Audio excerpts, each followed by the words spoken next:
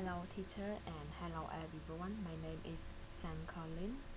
I am a first presenter in group 1, and in this video we are going to cover some points in part 3, crime and punishment, deviance and social control, as what teacher has assigned to us in our textbook. And first of all, I would like to introduce other teammates. They are Chatra, Maniliyat, Whitney, Narin, and Tokhay.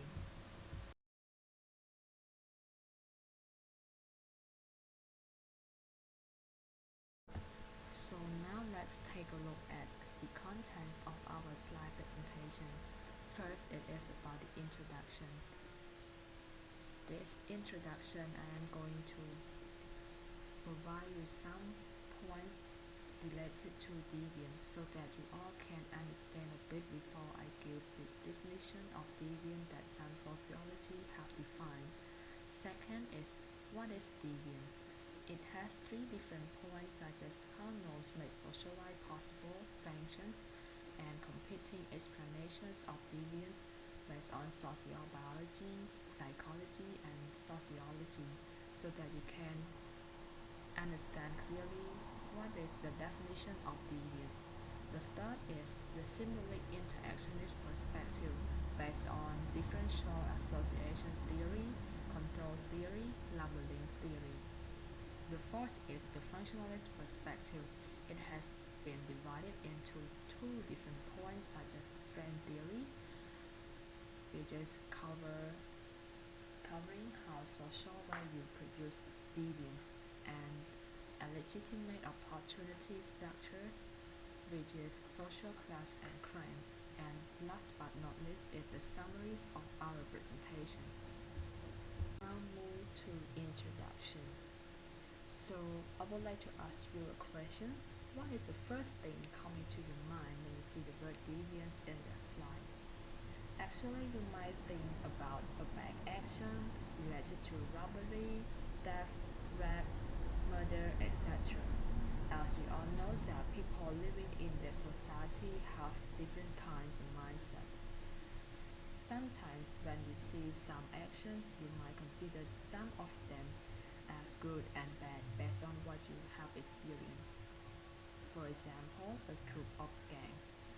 Every member in this group uses fighting as the best solution to tackle every problem, such as when one of them gets insulted or when they have some argument with someone in another group.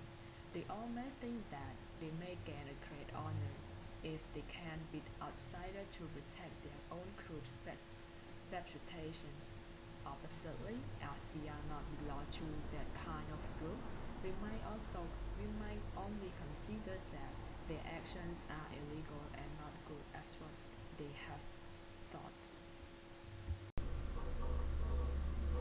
So after you have listened to the introduction of deviance, I would like to present the definition of deviance, which has defined by some sociologists. In general, sociologists define deviance as an evaluation of norms, even if those actions are not serious as murders or any serious crimes. Actually, it is not the act itself, but the reactions to the acts that make something deviant. What does it mean? It means that not the act that is really deviant, but the reaction that we people react to that kind of acts are deviant. We think those acts are really deviant because we respond to it negatively. For example, Japanese business etiquette. In Japan, there are strict norms involving the exchange of business cards. One person represents his or her business card with the writing facing the recipient, who looks at it for a moment and asks a question about some of the information on the card. The question may be irrelevant, but it tells the viewer that the recipient has read the card and acknowledges the person and his or her company. A Japanese executive who receives a business card and does not even take a look to the card and ask a question would be considered deviant. You see, it is not the act that is deviant, but the response or the reaction of people to the act is considered deviant. In a narrow way, deviance refers to any act which people respond negatively.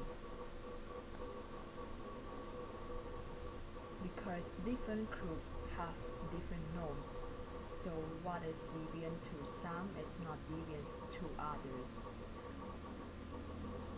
The reason is that some acts are acceptable in one culture or in one group within the same society. For example, in the United States, women who cry in public in response to emotional situations are not generally considered as deviant, even women who cry frequently and easily. This view of women has remained relatively constant over the past 50 years. However, society's perception of men who cry has changed. A man who cried publicly in 1950s would have been considered deviant, but for today, men who cry in response to extreme emotional situations are acting within society's norm. For example, when male politicians cry when announcing defeat, male athletes cry after winning a championship, and male actors cry after winning an award, they are not committing a deviant act. Even so, to be called a deviant person, the term stigma is used to refer to characteristics that discredit people. For instance, a person does not need to act in a deviant manner in order to be considered deviant. Sometimes people are considered deviant because of a trait or a characteristic they possess. These include violations of norms of physical ability or appearance. For example, people who are confined to wheelchairs or who have IQs over 140 are deviant because they do not represent the usual behavior or characteristic of most people have. Now let's move to the first minor point of what is deviant.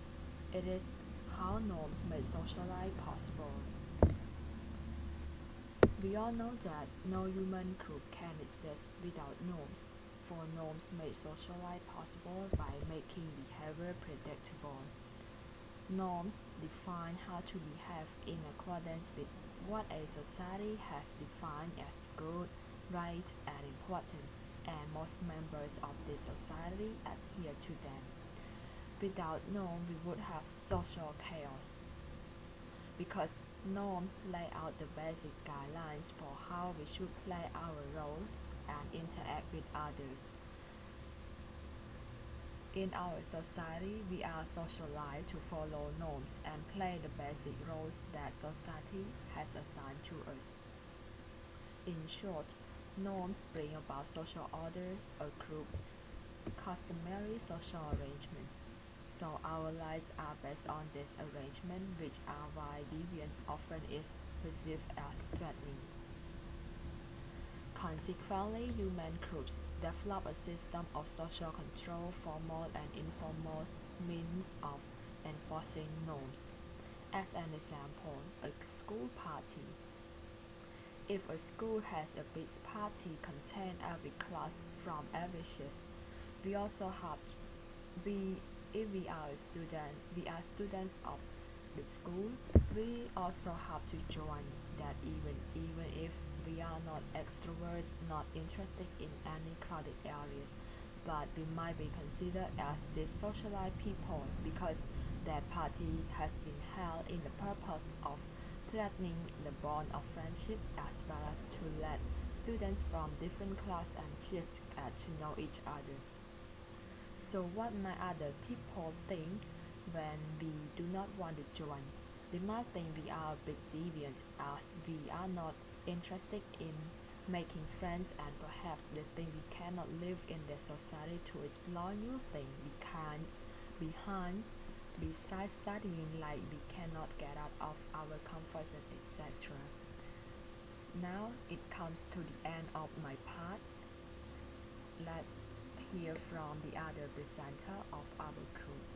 After you have heard Colin's presentation, you are bound to understand more regard to deviance. So, hello, my name is Chitra. I'm the second presenter of this presentation. So, without further ado, let's get started to the next point. Have you ever curious how our society functions? At first glance, it seems easy to identify, to understand how our society functions.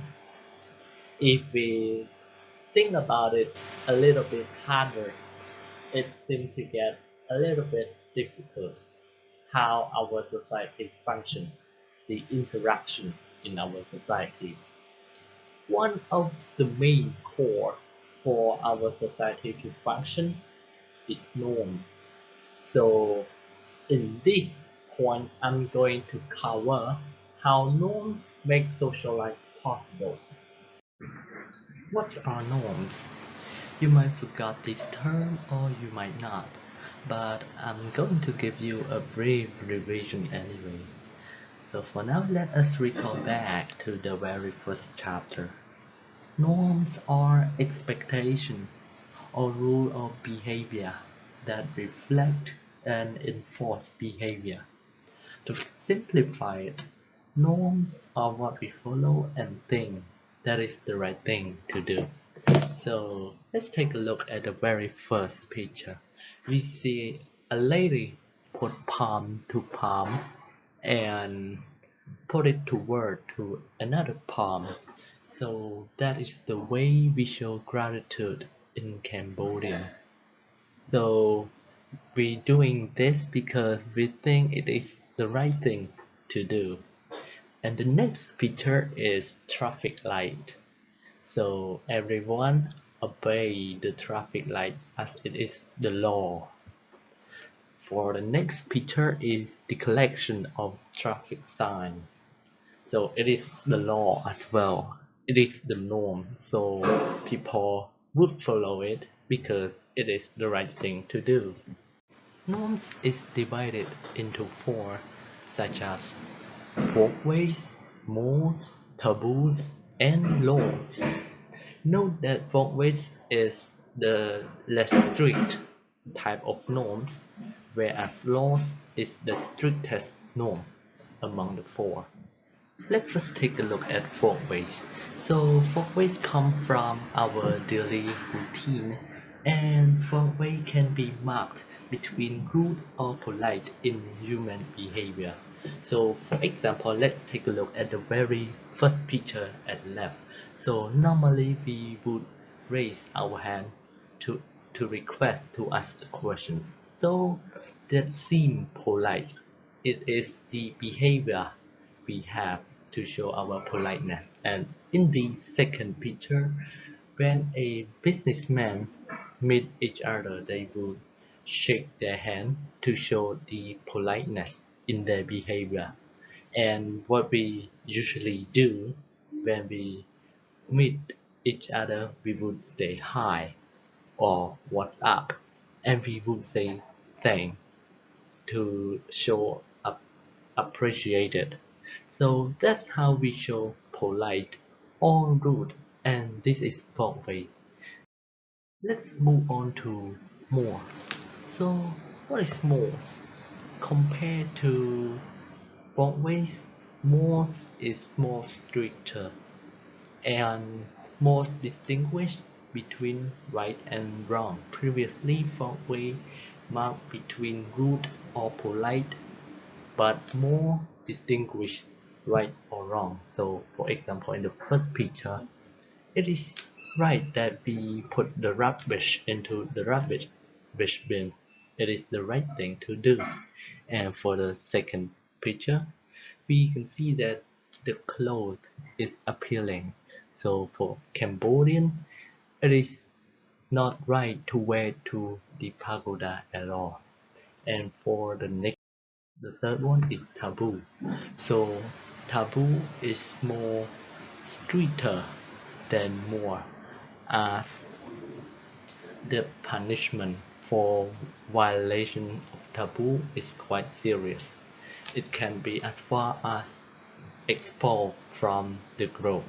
For example, Muslims don't eat pork because they think that pork is not clean, so it is their taboo. And now let's take a look at norms, which is laws.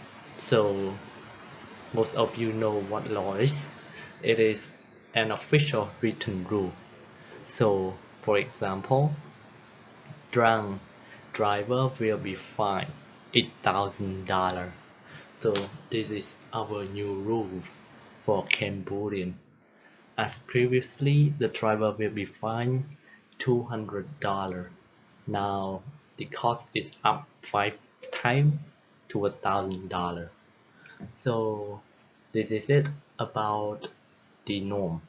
So now let's get back to our main topic of this presentation. So how norms make life possible? So norms make people follow and make people know what is the right thing to do, what is the right behavior. So we have the basic norm, the one with a less strict, and the stricter one. So we have different norms with different degree. So how all these norms have to do with our society? So we can conclude that with all these sets of norms, it makes our society predictable. So we can predict what people will behave in this society.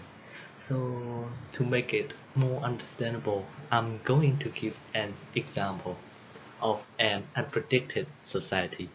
So it's like a society you cannot know what's going to happen in the next a minute or an hour.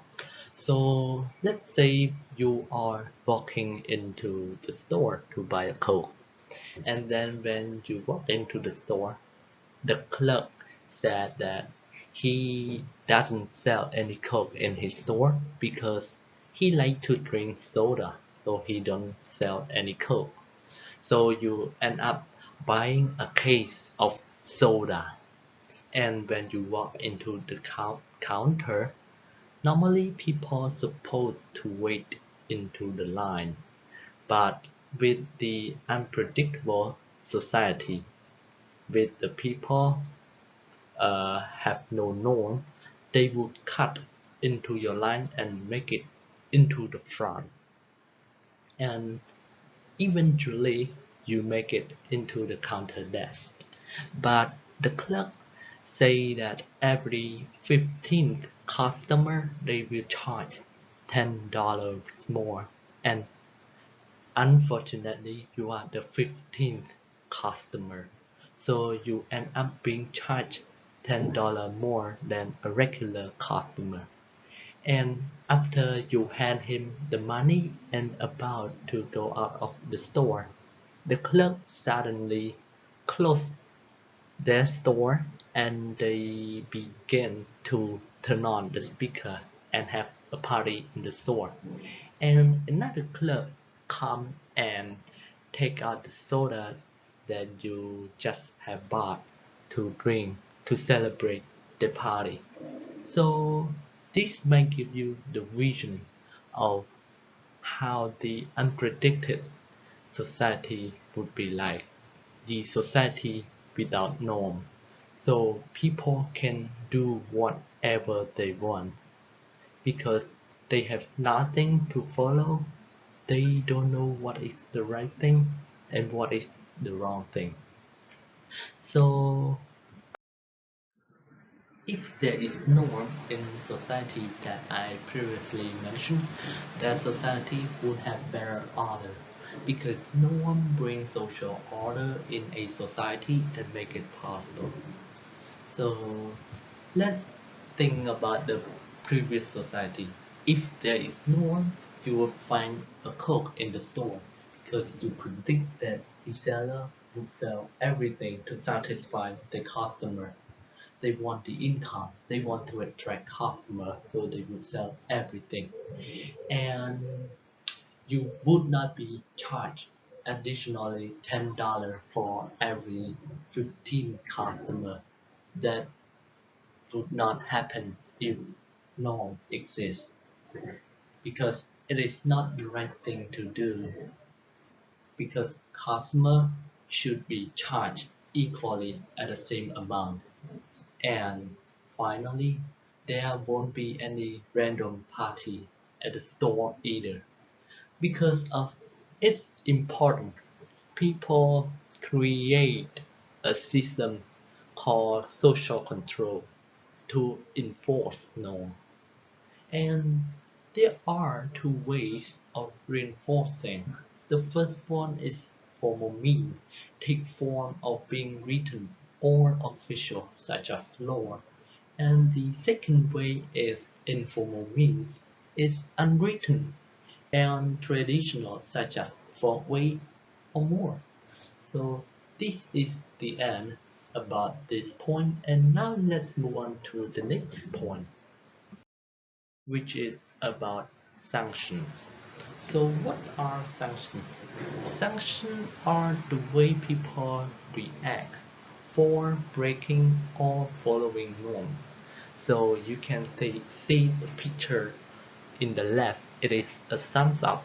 So that is normally the reaction that you would get when following norms. And the picture in the right side, it is an emoji, angry face. So that is the impression you would receive when you break a norm. Let's say when you visit your friend's house and you accidentally breaking their priceless vase or vase. I mean vase, the one you put flower in. So you break the priceless one and you would receive that impression.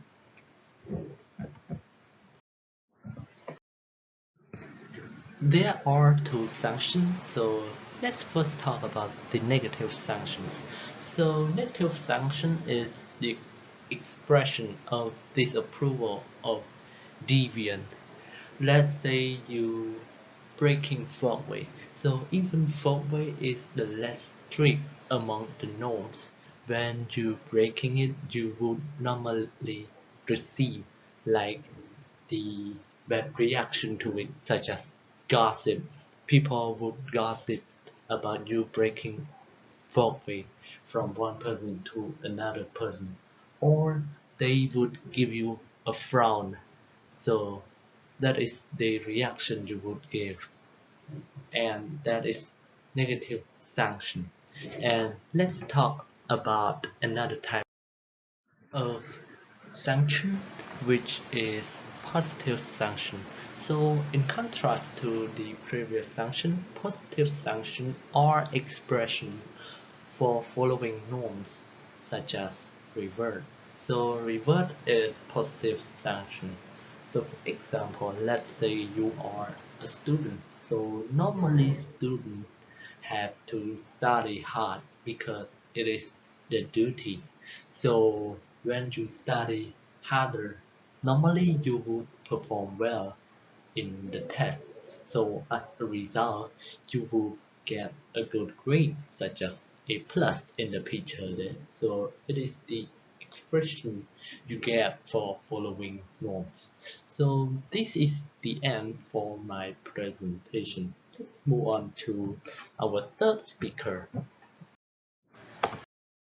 First of all, I would like to say hello to teacher and hello to all my classmates. My name is Luksuk Maniniet, and now I would like to continue from my friend's point, and my point is about competing explanation of deviance sociobiology, psychology, and sociology.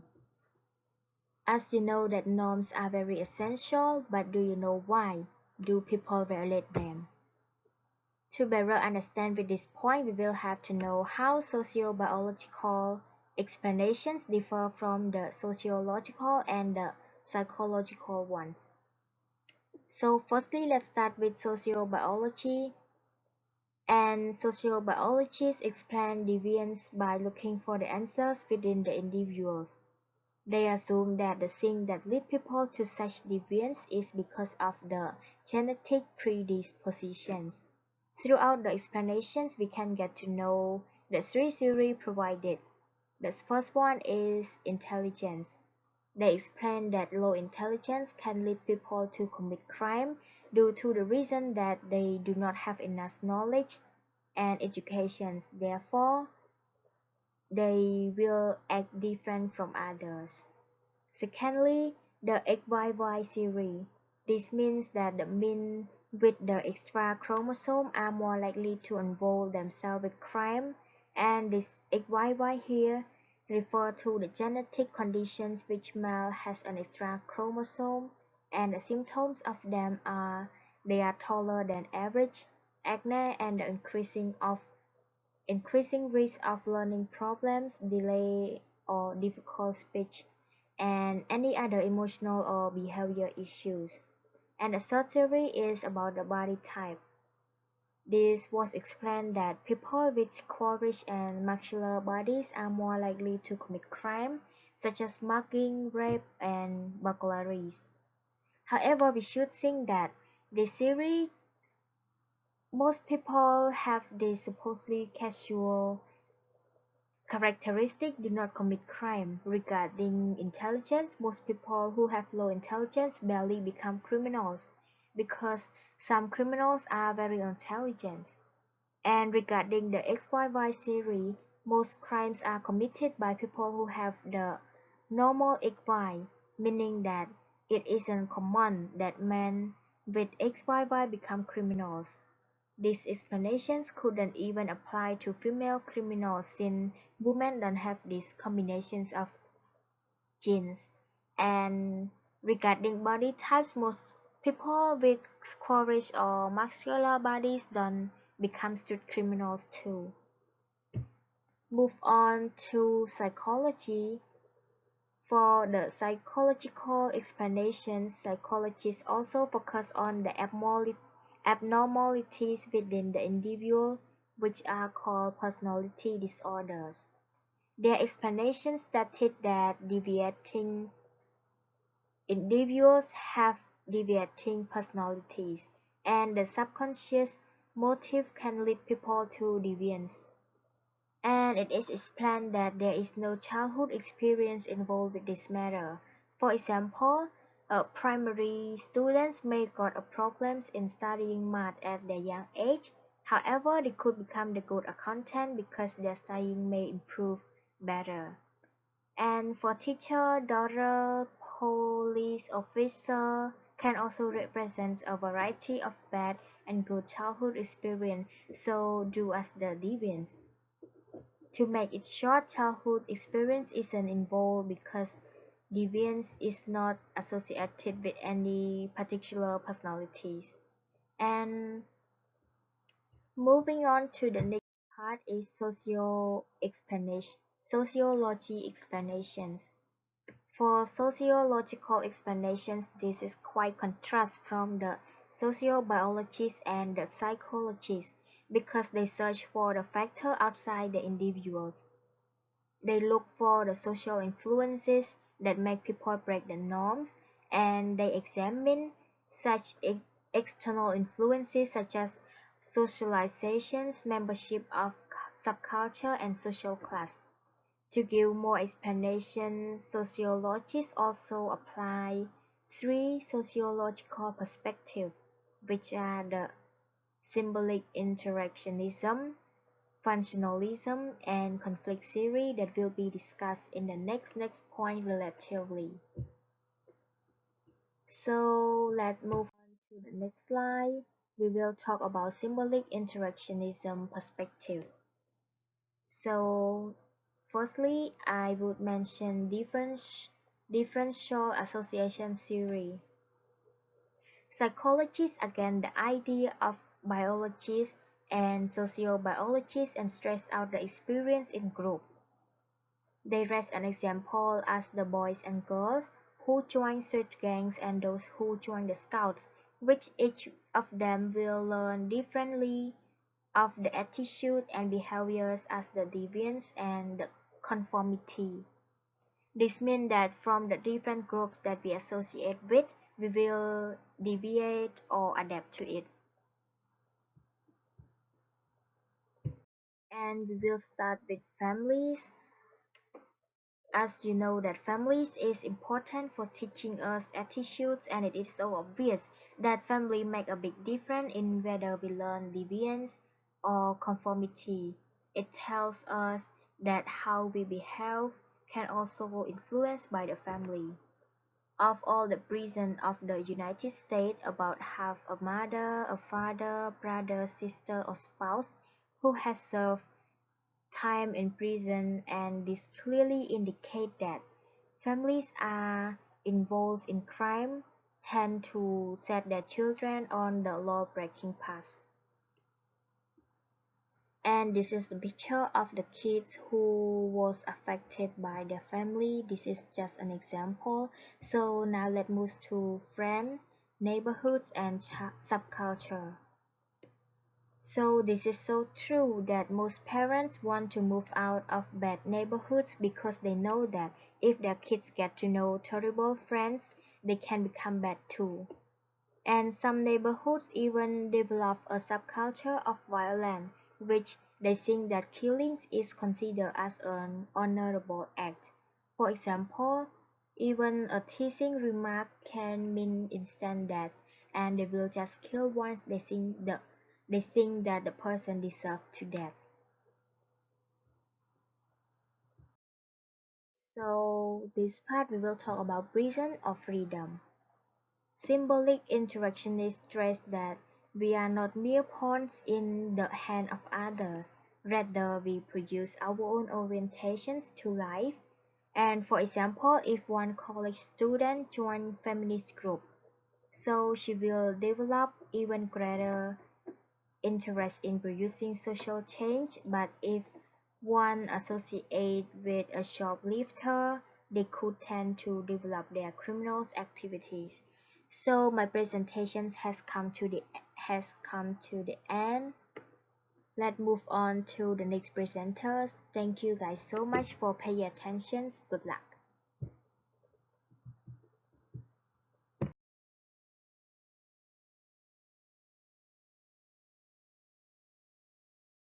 Good evening, teacher, and hello, everyone. I know it has been a long time that we haven't seen each other, right? It's because of quarantine. Anyway, I'm really pleased to hear that everyone is still fine and stay safe. And today I'm going to present about control theory and labeling theories. Now let's dig it out. Like you can see in this slide, the first one is control theory. So, what is control theory? A control theory is about the idea that two control systems work against our tendency to deviate. And those two control systems are inner control and outer control, or according to sociologist Walter Reckless. Inner control will include our internal life, moralities such as self-conscious, religious beliefs, sensibilities of right and wrong, fear of punishment, and so on, will have encouraged us not to break the norm, while our outer control, which involve with outside environments such as families, friends, teachers, police, etc., also influence us not to deviate. And as in this picture, you can see a boy, maybe because of the fear of embarrassment which comes from his inner control, and the fear of being arrested by the police which comes from his outer control, tend to prevent him from doing deviant acts such as crime or burglary. And that's all about all sociologists what her regrets. However, if we take a look at to another theories which come from another sociologist, Travis Hutchins, that his theory is focuses on social bonds, and he claimed that people are less likely to commit deviance acts based on social bonds, and there are four types of social bonds. The first one is attachment. It's about our affection and respect for people who conform to the norms. And the second one is commitment. It's about the degrees of people's stake in conforming behavior. And the third one is involvement. It's about participating in approval activities. And the last one is beliefs. It's about how much a person ascribes to dominant value system. And the stronger our uh, social bonds are with the societies, is the more effective our outer control are. And furthermore, these theories can be summarized as self-control. And the best way to learn self-control is to socialize, especially during childhood. Parents play an important role to help their children to develop self-control by praise them for all their good behaviors and punish them for their wrong behaviors. To sum up for this point, social control theory proposes that people relationship, commitment, values, norms, and beliefs encourage them not to break the law, and people can become whether a deviant or a conformist depend on how strong their control systems are. And that's all for control theories. Now take a look at another point, which is labeling theories. A labeling theory is a theory that focuses on how labels, which refer to name or reputation, and that help guide people into deviance or turn away from deviance. And it also focuses on the reaction to delinquency or crime behavior. And if we take a look at a small part of this series, which is rejecting labels, we can see that not many people want to be labeled as a deviant, even though they have involved in deviant act. And to reject those negative labels, sociologists Graham Say and David Mata found that people, especially young boys, would like to use fighting issues or neutralization to deflect social norms. And the fourth issue is denial of responsibility. This is where the criminal views himself as a victim based on circumstance. He would say that he has to do this or he has to do that because the situation for him to do so. And the second one is denial of injuries. This is where the criminal realize their acts are harmless because no one physically got hurt. So it shouldn't be a problem if they did it. And the third issue is denial of a victim.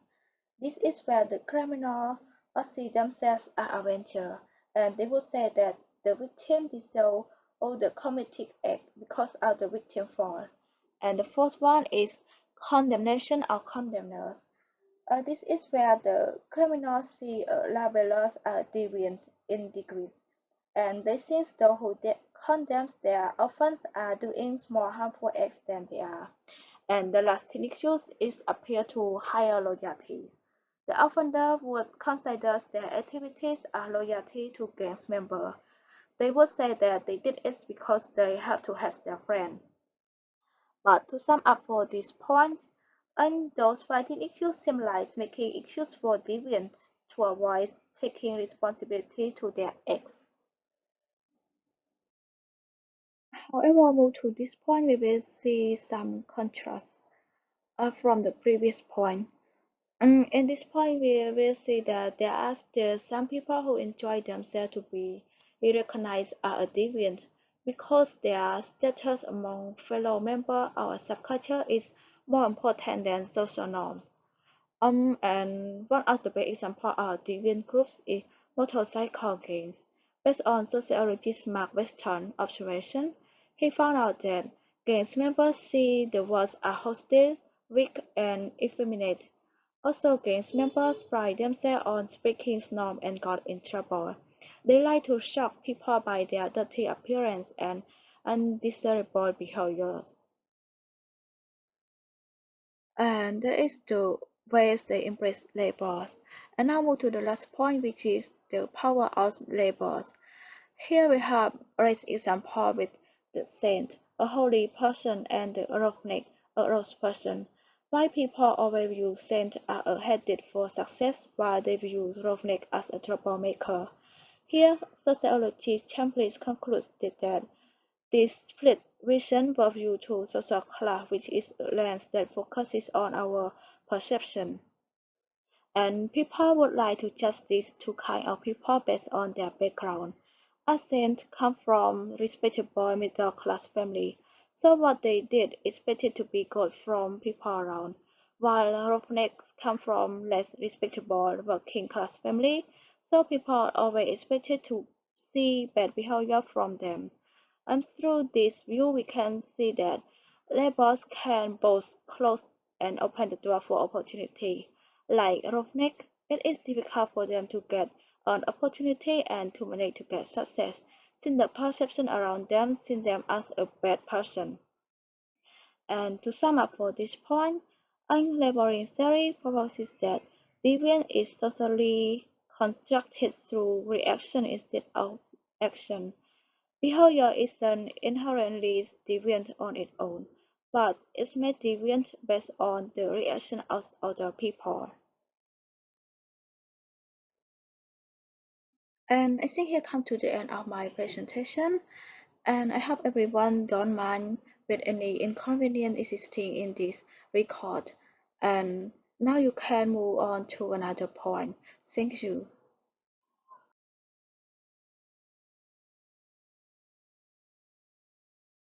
Everyone, my name is Naren. I'm from Group 1. Today I would like to present about the functionalist perspective.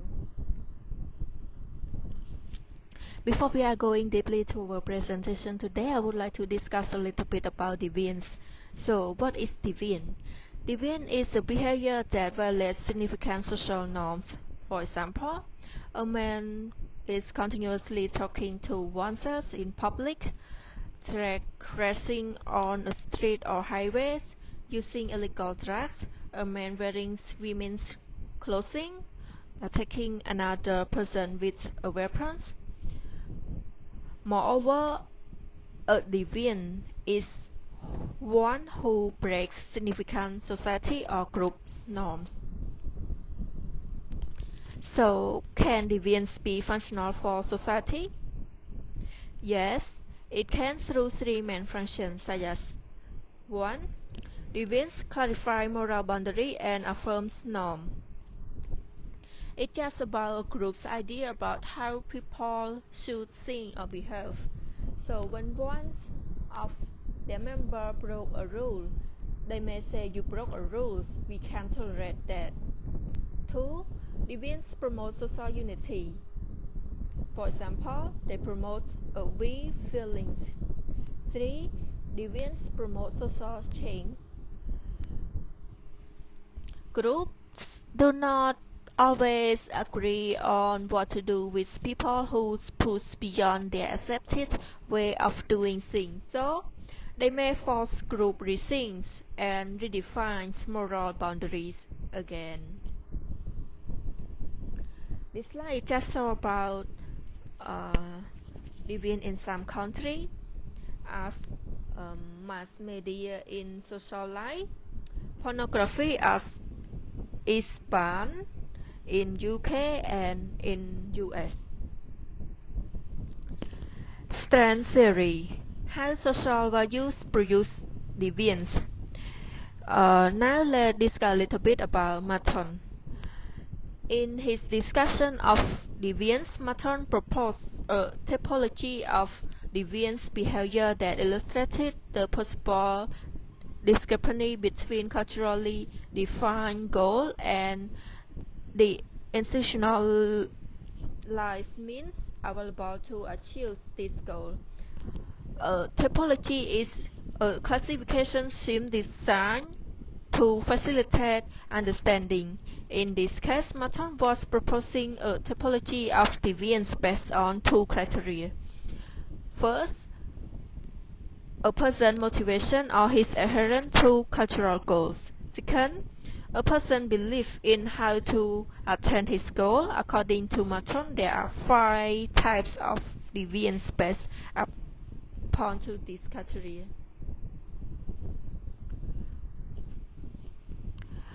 So now move to the 5 types that Merton raised up.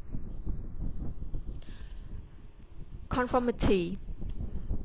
Conformity, they accept the mean society and the goal society. The ritualism, they accept the society means, but they reject the society goal.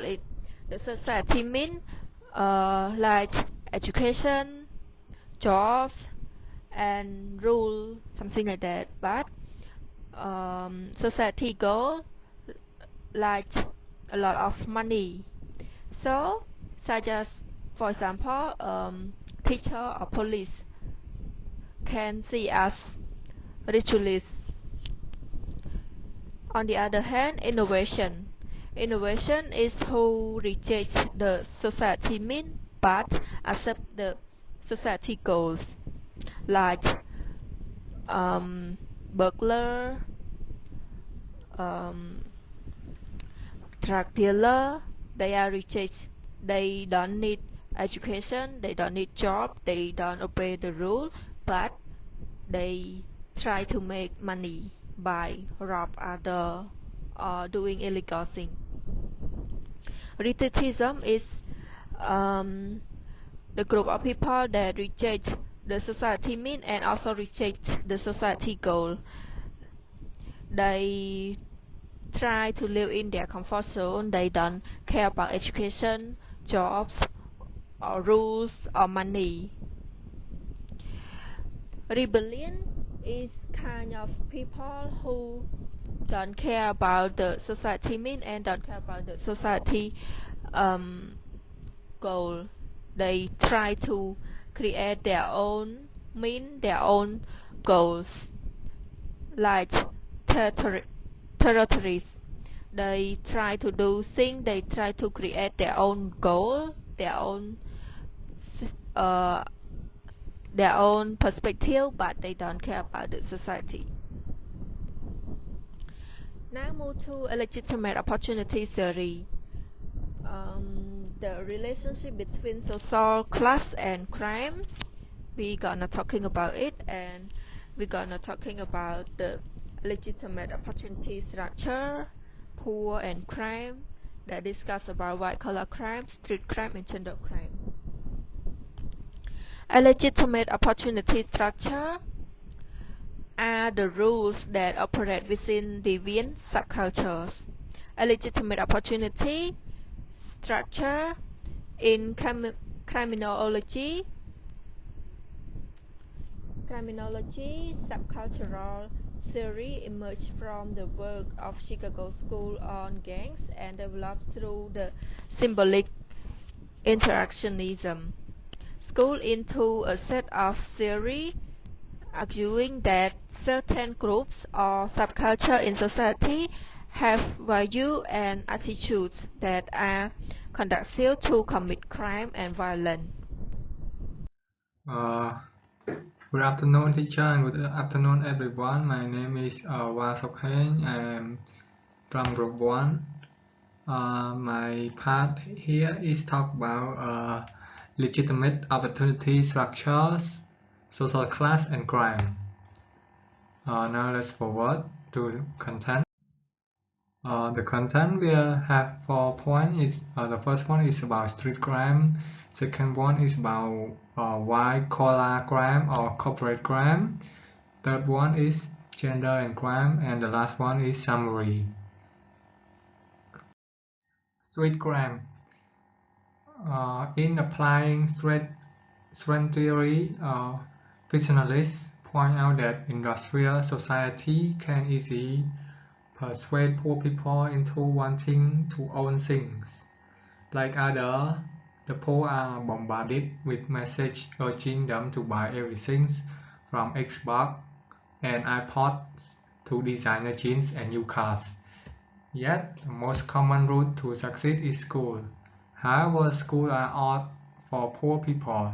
Also, the poor speeches, for example, is weird with non-standard grammar and is often considered as abused by middle-class people. Their poor reading and writing skills are difficult to fit in. With such difficulty, their only way is to drop out of school. With little education, the final also become bankruptcy.